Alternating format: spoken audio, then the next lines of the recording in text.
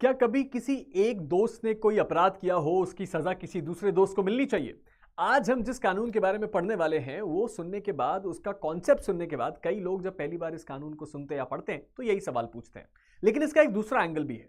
अगर एक दोस्त दूसरे दोस्त को बोले कि चल चोरी करने चलते हैं, लेकिन दूसरा दोस्त घर के बाहर खड़ा रहे और पहला वाला दोस्त घर के अंदर जाए, चोरी करे और आ जाए, तो क्या केवल पहले वाले दोस्त को सजा मिलेगी या दोनों दोस्तों को सजा दी जाएंगी? ये एक ऐसा सवाल है, ये एक ऐसा लीगल कॉन्सेप्ट है जिसके बारे में सवाल कई बार एग्जाम्स में भी पूछा जाता है और आपके लीगल कॉन्सेप्ट को भी क्वेश्चन करता है, क्योंकि ये सवाल आपसे कई बार वो लोग पूछते हैं जो इस लीगल बैकग्राउंड के नहीं है और उनको ना सिर्फ ये कॉन्सेप्ट समझाना पड़ता है बल्कि उसका एक रीजनिंग भी देना पड़ता है कि हमारा कानून ऐसा क्यों कहता है।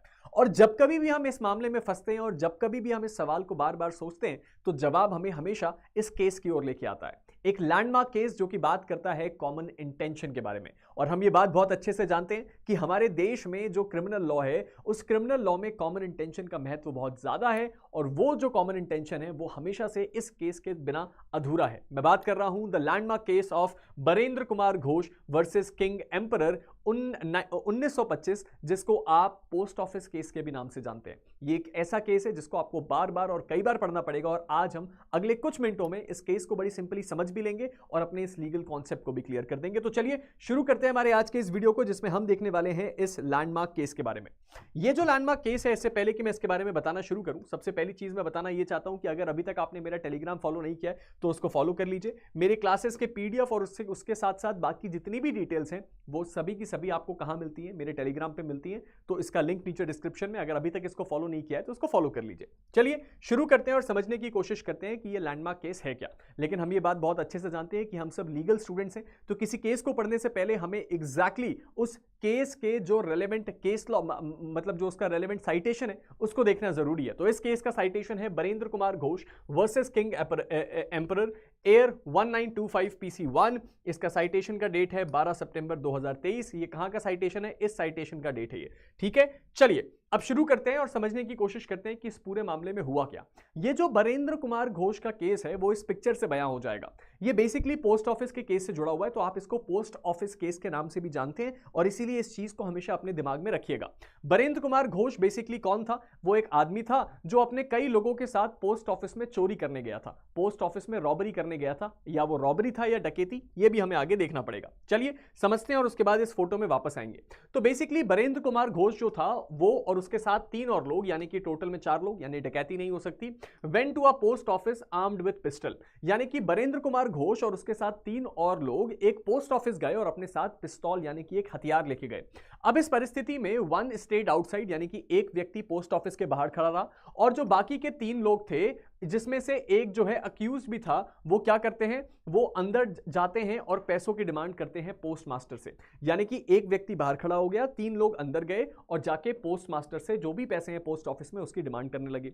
उसके बाद जो है पोस्ट मास्टर ने अपने क्या किया? पैसा देने से मना किया, इनकार किया और उसके रिस्पॉन्स में ऑल 3 फायर्ड द वेपन्स। वो तीनों के तीनों लोगों ने क्या किया? वेपन्स को फायर कर दिया, यानी कि जो पोस्ट मास्टर था उसकी तरफ गोली चला दी। इस कारणवश जो पोस्ट मास्टर था उसकी मृत्यु हो गई और उसका रिजल्ट क्या आया कि सर 1 से ज्यादा गोलियां चली थी, जिसके कारण उस पोस्ट मास्टर की मृत्यु हुई।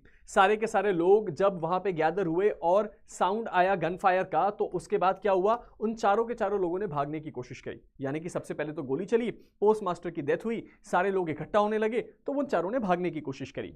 जब वो भागने की कोशिश कर रहे थे तो बरेंद्र घोष ने क्या किया? अपनी पिस्टल को मल्टीपल टाइम फायर किया और बाद में वो पकड़ा गया। अब इस परिस्थिति में बरेंद्र कुमार घोष ने भी भागने के हीट ऑफ द मोमेंट में अपनी पिस्टल चलाई, लेकिन आखिरकार वो पकड़ा गया।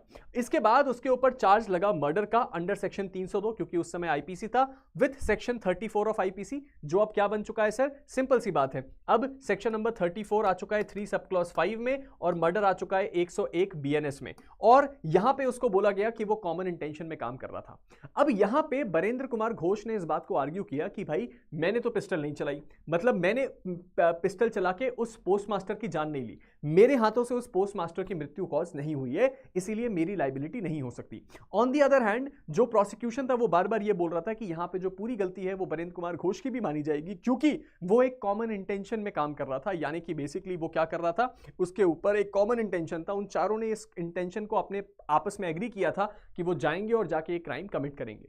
इस परिस्थिति में जो फाइनल डिसीजन था प्रीवी काउंसिल का, उन्होंने क्या किया, उन्होंने बरेंद्र कुमार घोष के कन्विक्शन को अपहेल्ड किया और बोला कि सेक्शन 302 को 34 आईपीसी से अगर रिलेट किया जाए तो यहां पे बरेंद्र कुमार घोष ने मर्डर किया था। सेक्शन नंबर 302 का जो एसेंशियल है वो हमें ये बताता है, 302 तो पनिशमेंट है, ये 299 और 300 वाली जो बात है, तो 300 का एसेंशियल यानी कि 101 ऑफ बीएनएस का एसेंशियल ये बताता है कि एक व्यक्ति ने अगर कभी सामने वाले की डेथ कॉज करी हो और उसके कुछ अपने एक्सेप्शंस और एसेंशियल्स हैं, अगर उन कैटेगरीज में फॉल करने वाली डेथ कॉज करी हो तो उसको मर्डर माना जाएगा। अब इस परिस्थिति में हम यहां पे देखते हैं कि जिस व्यक्ति ने उसको मारा उसी को हम बोलते हैं कि इसने मर्डर कॉज किया। But on the other hand जब हम इस पर्टिकुलर केस में आते हैं और इस सेक्शन को रिलेट कर देते हैं 34 यानी कि बीएनएस के 3 सब क्लॉज 5 से, तो ये क्या बन जाता है, कॉमन इंटेंशन। हो सकता है एक से ज्यादा लोग हो और उनमें से किसी एक ने ही हमला किया था, लेकिन अगर उन चारों ने इस बात से एग्री किया था कि हम जाके उस क्राइम को कमिट करेंगे और जो भी हमें उसके लिए करना पड़े हम करेंगे, तो भले ही एक ने भी गोली चलाई हो, जो लाइबिलिटी है वो चारों की इक्वल होगी। द अपील वॉज डिसमिस्ड, और जो अपील है वो क्या थी बरेंद्र कुमार घोष की, वो डिसमिस कर दी गई और उसको लाइबल माना गया इस अपराध के लिए। लीगल टेकअवेज क्या थे, लीगल टेकअवे ये था यार कि जो सेक्शन नंबर 34 है आईपीसी का, वो क्या था, वो जॉइंट लाइबिलिटी की बात करता था। कोई भी ऐसा एक्ट जो कि क्या किया जाए, कॉमन इंटेंशन के साथ किया जाए, तो उसमें आपकी जॉइंट लाइबिलिटी होगी और हर एक पार्टिसिपेंट को लाइबल माना जाएगा। और यहां से जन्म होता है लैंडमार्क केस बरेंद्र कुमार घोष का, जिसको पोस्ट ऑफिस केस के नाम से जानते हैं। जाने से पहले एक छोटी सी चीज और बता देता हूं, वो छोटी सी चीज क्या है, सिमिलर इंटेंशन और कॉमन इंटेंशन में फर्क। सिमिलर इंटेंशन और कॉमन इंटेंशन का फर्क अगर आपको समझ में आ गया तो ये केस आपके लिए हेल्पफुल हो जाएगा। यहां पे 4-5 लोग एक पोस्ट ऑफिस में चोरी करने गए, तो ये क्या है, ये इनका कॉमन इंटेंशन है। लेकिन मान के चलिए कि 5 अलग अलग लोग अपने अलग अलग कारणों से किसी एक व्यक्ति को मारने आए। किसी से उसने पैसे उधार लिए थे, किसी को उसने गालियां दी थी, किसी के घर पे घुस के कुछ तोड़फोड़ करी थी, और उनकी आपस में कोई डिस्कशन नहीं है, वो जो 5 लोग उसको मारने आए हैं, बस पांचों ने कोइंसिडेंटली उस जगह पे पहुंच गए, पांचों का इंटेंशन है उसको मारने का, तो यहां पे कॉमन इंटेंशन एग्जिस्ट नहीं करेगा। उन पांचों लोगों के बीच में जब तक एक कॉमन डिजाइन ना हो, जब तक एक कॉमन इंटेंशन ना हो, जब तक एक कॉमन एग्रीमेंट ना हो, तब तक कॉमन इंटेंशन एप्लीकेबल नहीं होता है। तो यह है हमारे बरेंद्र कुमार घोष का केस। आई होप आपको समझ में आया हो, आई होप आपके लिए हेल्पफुल रहा हो। और जाने से पहले एक इंपॉर्टेंट बात क्या है सर प्रांजल सिंह अनअकैडमी मेरे टेलीग्राम ग्रुप का नाम है, अगर इसको फॉलो नहीं किया है तो फॉलो कर लीजिए। और आज रात को 12 बजे हमारा ये ऑफर खत्म हो जाएगा। सच में ये बहुत ज्यादा लोएस्ट प्राइस है, 28,499 में आपको मिल रहा है हमारा जुडिशरी सब्सक्रिप्शन। और अगर आप एक्चुअल में जुडिशरी की तैयारी करना चाहते हैं, अगर आपने कभी भी सोचा है कि अभी नहीं 2 साल बाद में जुडिशरी की तैयारी करूंगा, तो शायद आपको इस ऑफर को मिस नहीं करना चाहिए, क्योंकि ये लास्ट चांस है। क्यों? क्योंकि सर ये जो ऑफर है ये आपको 2 साल के लिए जुडिशरी का सब्सक्रिप्शन देता है, लेकिन उसके साथ साथ अगर 3 ईयर जजमेंट आ गया तो आगे 3 साल का सब्सक्रिप्शन और फ्री मिलता है, यानी कि टोटल 5 साल का जुडिशरी सब्सक्रिप्शन मिलता है इस कॉस्ट में, जो आपके लिए हाईली इफेक्टिव प्राइस है। और ये बात आप बहुत अच्छे से जानते हैं कि इंडिया के बेस्ट जुडिशरी फैकल्टीज आपको पढ़ाते हैं अनअकैडमी पे। उसके साथ ही साथ आज अनिल खन्ना सर का एक क्या है, अनिल खन्ना सर का एक मेंटोरशिप सेशन है, एक आप सभी लर्नर्स के साथ, जो कि क्लासरूम से कोर्टरूम जिसका टाइटल है। और यहां पे हम आपको क्या बताने वाले हैं सर, आप सर से लाइव अपना इंटरैक्टिव सेशन कर सकते हैं। साथ ही साथ आप अपनी प्रिपरेशन स्ट्रैटेजीज को कैसे बेहतर बनाएं, इस चीज के बारे में डिस्कस कर सकते हैं। और उसके साथ ही साथ आप अपनी प्रिपरेशन को स्टार्ट करने के लिए और क्या एक्सक्लूसिव हमारे पास ऑप्शंस हैं वो भी आप देख सकते हैं। आज रात को 9 बजे, इसका लिंक नीचे डिस्क्रिप्शन में है, इसको ज्वाइन कीजिए और अनिल खन्ना सर के साथ अपने जजशिप की जर्नी को शुरू कीजिए, जो आपको अपना कंप्लीट गाइडेंस देने वाले हैं इस चीज पे। और उसके साथ साथ एक और इंपॉर्टेंट बात है, जुडिशरी आइकॉनिक प्रो, आप में से वो लर्नर्स जो इस वक्त अवेल करना चाहते हैं एक ऐसा मेंटोरशिप, एक ऐसा सब्सक्रिप्शन प्लान जहां पढ़ाई चलेगी और पढ़ाई के साथ साथ आपको मेंटोरशिप भी मिलेगी अपने एजुकेटर की। यानी जो एजुकेटर आपको पढ़ा रहा है वो आपका पर्सनल मेंटोर भी है। आप उसके साथ अपनी क्लास की स्ट्रैटेजी डिस्कस कीजिए, अपने टाइम टेबल्स बनाइए, जुडिशरी को कैसे प्रिपेयर किया जाए, ये सब चीजें अब आप कर सकते हैं हम हमारे अनअकैडमी प्लेटफॉर्म पे अपने फेवरेट एजुकेटर्स को चुन के। और अगर आपने मुझे चुना तो मैं कुछ एक्सक्लूसिव चीजें और आपको ऑफर कर रहा हूं, जो केवल मेरे ऊपर एप्लीकेबल है। जैसे कि आपको प्रैक्टिस कहां पे करनी है, मैं आपको ऑफिस में भिजवाऊंगा। आपके सेमेस्टर एग्जाम में कैसे आपको ज्यादा मार्क्स करवाने, ये मेरी जिम्मेदारी है। एंड उसके साथ साथ जुडिशरी के साथ साथ वो अदर लॉ एग्जाम्स कौन से हैं, इसके बारे में भी मैं आपको तैयारी करवाता हूं। और इसके लिए मेरा कोड आपको पता है। और साथ ही साथ वर्धान बैच, जो कि हम ऑलरेडी शुरू कर चुके हैं, यहां पे मैं आपको जेजे एक्ट अभी शुरू कर रहा हूं, जेजे एक्ट में मैंने शुरू कर दिया है।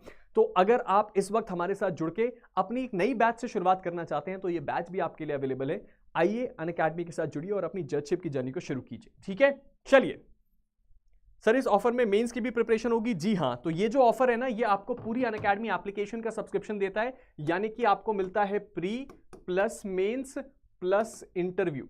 ध्यान रखिएगा, और यहां पे आप जितनी बैचेस चाहें उतनी बैचेस को एक्सेस कर सकते हैं, जितनी बार पढ़ना चाहें पढ़ सकते हैं। और आपको इसके लिए मेरा कोड इस्तेमाल करना है PS, जो आपको ऑफर के साथ साथ कुछ और एक्सक्लूसिव चीजें दे देता है अनअकैडमी प्लेटफॉर्म पे। तो ये था हमारा वीडियो, आई होप आपके लिए हेल्पफुल रहा। मिलते हैं एक नए वीडियो के साथ, तब तक के लिए stay motivated and keep learning.